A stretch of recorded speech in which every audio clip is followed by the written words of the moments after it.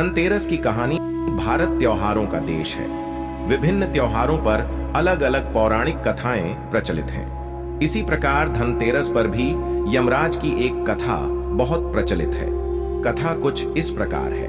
पुराने जमाने में एक राजा हुए थे, राजा हिम। उनके यहाँ एक पुत्र हुआ तो उसकी जन्म कुंडली बनाई गई। ज्योतिषियों ने कहा कि राजकुमार अपनी शादी के चौथे दिन सांप के काटने से मर जाएगा। इस पर राजा चिंतित रहने लगे। जब राजकुमार की उम्र 16 साल की हुई तो उसकी शादी एक सुंदर, सुशील और समझदार राजकुमारी से कर दी गई। राजकुमारी मां लक्ष्मी की बड़ी भक्त थी। राजकुमारी को भी अपने पति पर आने वाली विपत्ति के विषय में पता चल गया। राजकुमारी काफी दृढ़ इच्छा शक्ति वाली थी।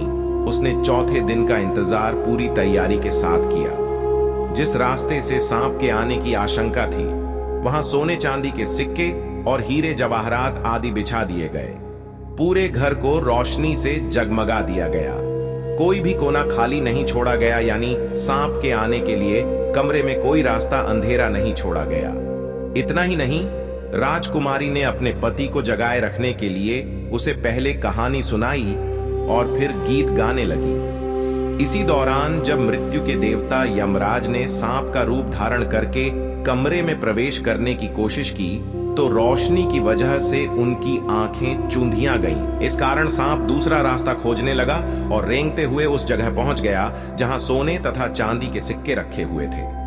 डसने का मौका न मिलता देख विषधर भी वहीं कुंडली लगाकर बैठ गया और राजकुमारी के गाने सुनने लगा। इसी बीच सूर्य देव ने दस्तक दी, यानी सुबह हो गई। यम देवता वापस जा चुके थे।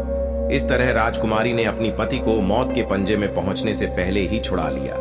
यह घटना जिस दिन घटी थी वह धनतेरस का दिन था, इसलिए इस दिन को यम दीपदान भी कहते हैं। भक्तजन इसी कारण धनतेरस की पूरी रात रोशनी करते हैं।